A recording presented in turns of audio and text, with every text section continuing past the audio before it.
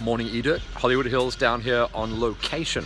So it's the second day of a doubleheader weekend for me down here in Port Elizabeth. Yesterday was the fourth round of the Liquorland National Enduro Championship Series at Rover, and it was an absolute belter. Today is all about ice, but we'll review that a little bit later on in the show. So we're going to split Hollywood Hills up into a two-parter this time around. Yesterday, like I say, at Rover, a very different look and feel to how the guys had laid out the track and how they were going to approach the event.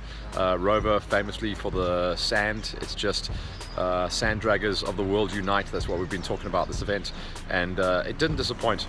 It actually looked like it was going to be an easy track when the guys went out and walked it, but after lap 2 it pretty much whooped up, and it became a slogfest, like a 6-hour motocross race at Lamel. Like, if the guys know what I'm talking about, then you'll understand.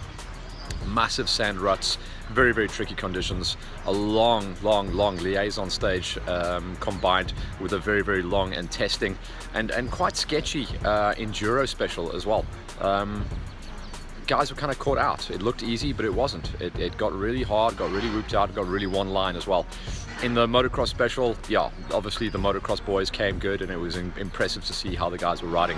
And then in the extreme test, which was essentially a glorified enduro cross special.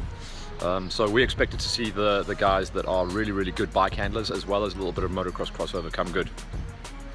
I had said at the beginning of the weekend that it was probably going to be Wade, TT, but also it was time for Blake Goodsight to shine, and shine he did. He did manage to walk away with the big win, but it was a close run thing. At the end of lap number 3, going on to lap number 4, Wade Young had major bike problems. He had a battery issue. He lost something like 20 minutes trying to get the bike started, eventually went and changed the battery out and had to do the big chase back. So he lost a lot of time, and obviously penalty points on lap number 4. And then he had a real good push on the final lap. The pro categories, the E1 and E2s, went out there and did 5 laps of the event. The other stories, everyone who came into this event with little niggling injuries came out of the event very, very sore. The Husky boys down here in the pits. Kenny, looking like we are in survival mode. 2 to go, and it is cooking out there now, brother. Yeah, it's really hot, and the track's getting rough and rough. Just keep digging deep. Yeah, man. On the big dog, we knew it was going to be a horsepower track, but it's starting to rut up and rip your arms out, eh? Yeah, it's only the motocross track that's good for the 450. Out there is very technical and quite rocky, so things tough out there. Yeah, okay, 2 to go. Kenny in the zone. So Kenny Gilbert with his shoulder, he was in bits. I think he pulled out of lap 3 or 4, just literally could not hang on to the bars.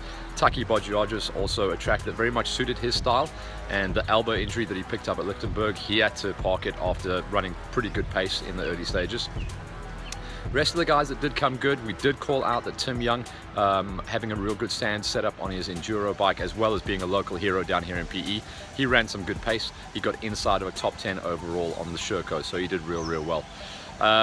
Other drama, I mean, the guys were just broken, real tired. Hot conditions, had that berg wind down here yesterday, so very warm. It was getting into the low to mid 30s the whole way through the day, and the guys are just destroyed. A real cool event though, very enjoyable to be part of the scene, and great to bring the racing to the people. Kind of everyone going off the same piece of cheese down here in PE as well, so it's going to be interesting to see who lines up tomorrow, or should I say today, for the ice event. Mike Glover putting on the 3rd time ever running the Inner City Enduro, ice for short, and the first time I'm going to be out there. I'll be on the mic going live, and then I'll be able to report back later on today and tell you guys what happened. But yeah, PE double header, very cool down here.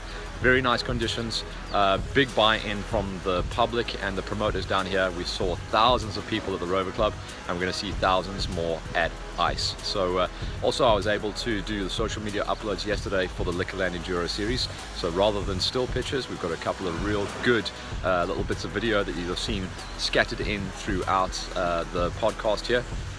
And it's something else we're trying to see if we can add a couple more quivers to the bow, as we say, for Hollywood Hills. For now, this is the first of the double ups for Hollywood Hills, so I'm going to sign off with that one.